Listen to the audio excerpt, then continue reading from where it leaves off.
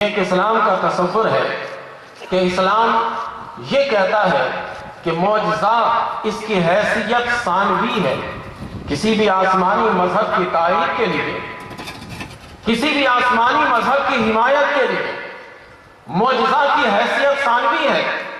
اول حیثیت مذہب کو پہچاننے کے لیے خود انسان کو دعوت دی جاتی ہے کہ غور و فکر کرو، اس میں تم فکر کرو، غور کرو، انبیاء کی سیرت پر نظر رکھو، ان کے کردار کو دیکھو کہ کس طرح سے ان کا کردار ہے، ان کی سیرت کیسی ہے، پھر یہ غور و فکر کرو اور غور و فکر کر کے کسی مذہب کی تائید حاصل کرو۔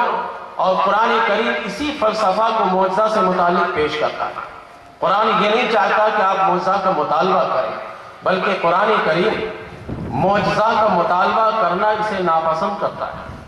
وہ اسے پسند ہی نہیں کرتا کہ کوئی معجزہ طلب کرے۔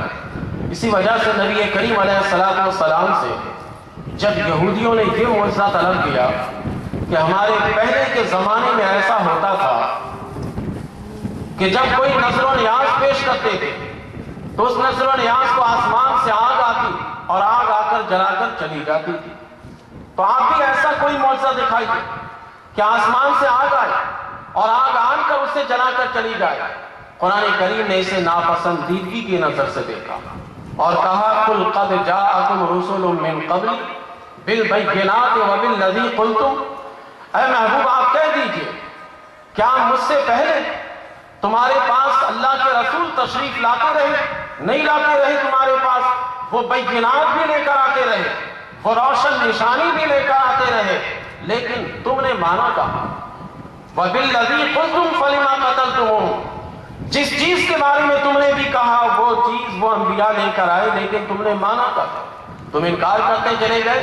تو میں بھی اگر آسمان سے آگ اتاروں اور وہ آگ تمہارے نذر و نیاز کو جلا کر چلی جائے تب بھی تم نہیں مانو گے، کیونکہ اگر تم معجزہ کو دلیل بناتے ہو، معجزہ کو ہی حقیقت بناتے ہو، تو پہلے انبیاء تو معجزہ لے کر آئے پھر تم نے انکار کیوں کیا؟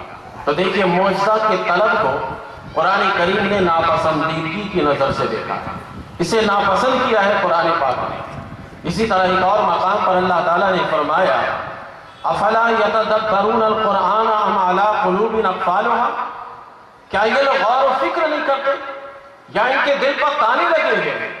انہیں غور و فکر کرنی چاہیے، معجزہ طلب کرنے کے بجائے یہ غور و فکر کریں، یہ اپنے عقل و شعور سے کام لیں۔ ایک اور مقام پر اللہ تعالیٰ نے فرمایا افلا یتدبرون القرآن ولو کان من عند غیر اللہ لوجدوا فیہ اختلافا کثیرا، کہ اگر یہ قرآن اللہ کے سوا کسی اور کی طرف سے ہوتا تو اس کے آپس میں اختلاف ہوتا۔ قرآن کے آپس میں اختلاف نہ ہونا اس بات کی روشن دلیل ہے کہ یہ اللہ تعالیٰ کی طرف سے ہے، لہٰذا تم اسی غور و فکر کے ذریعے سے نبی آخر الزمان کی نبوت پر دلیل قائم کرو۔ قرآن کریم یعنی اسلامی تصور معجزات سے متعلق یہ ہے کہ آپ معجزہ طلب نہ کریں۔ معجزہ کی ایک ثانوی حیثیت ہے، اول حیثیت مذہب کو پہچاننے کے لیے آپ کو غور و فکر کی دعوت دی جاتی ہے، انبیاء کی سیرت و کردار پر نظر رکھنے کے لیے آپ سے کہا جاتا ہے۔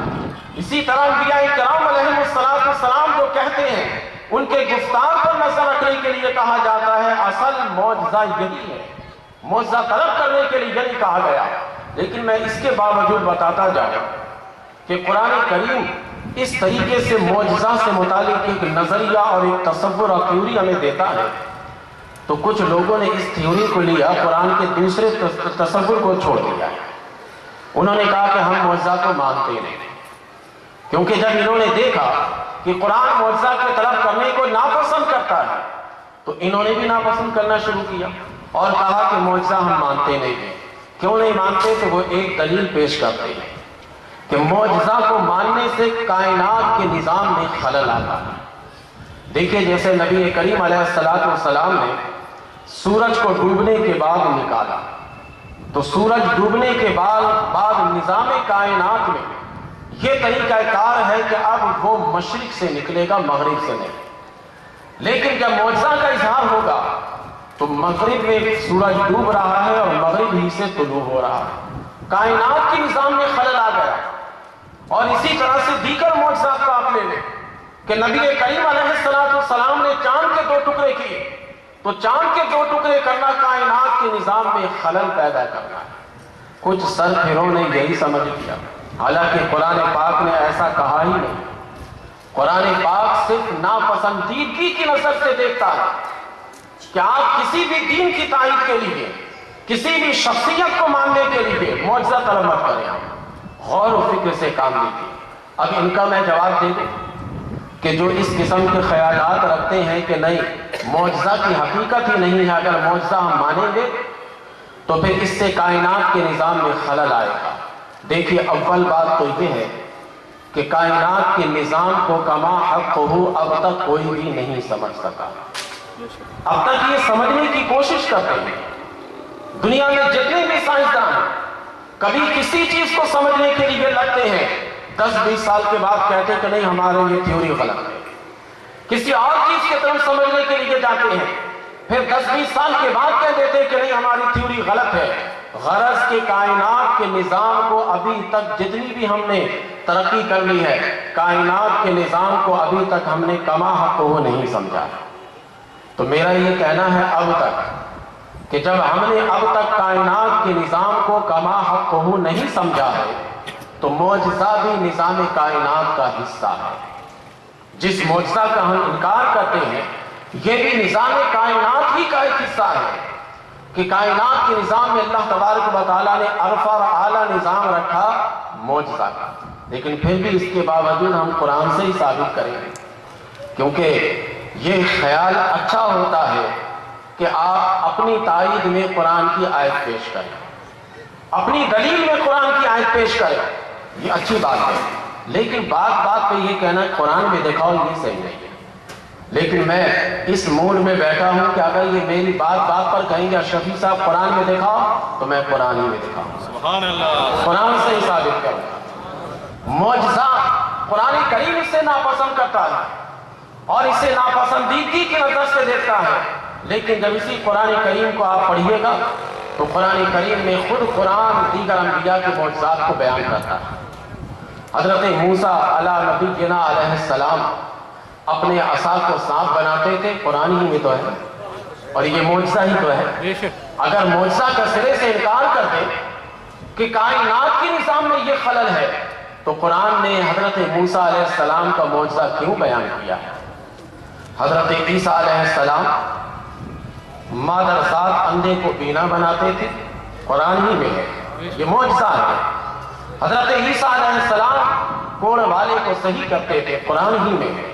حضرت عیسیٰ علیہ السلام برس والے کو صحیح کر دیتے تھے، یہ قرآن ہی نہیں تو یہ معجزہ ہے۔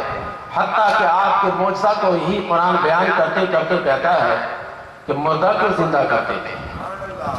تو اگر مطلق معجزہ منع ہو، مطلق اسے ناجائز کہا جائے گا تو یہ یاد رکھیے قرآن کریم عیسیٰ علیہ السلام کے معجزہ کو بیان نہ کرتا۔ قرآن کریم عیسیٰ علیہ السلام کے معجزہ کو جب بیان کر رہا، قرآن کریم جب حضرت موسیٰ علیہ السلام کے معجزہ کو بیان کر رہا تو میرے نبی کا معجزہ بیان نہیں کر رہا ہوگا؟ نبی کریم علیہ السلام کے معجزات کو بھی بیان کر رہا۔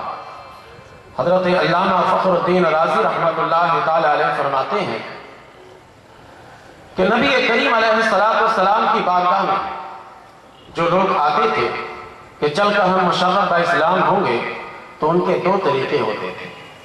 ایک طریقہ یہ ہوتا تھا کہ وہ غور و فکر کر کے آتے تھے، غور و فکر کرتے، مختلف زاویے سے سوچتے اور اپنی عقل استعمال کرتے، نبی کی سیرت پر غور کرتے، نبی کریم علیہ السلام کے کردار کو دیکھتے اور اس کے بعد آ کر مشرف اسلام ہوتے تھے۔ دوسرا طریقہ ان کا یہ ہوتا تھا کہ وہ آتے تھے اور آ کر نبی کریم علیہ السلام سے کہتے تھے کہ کوئی موجزہ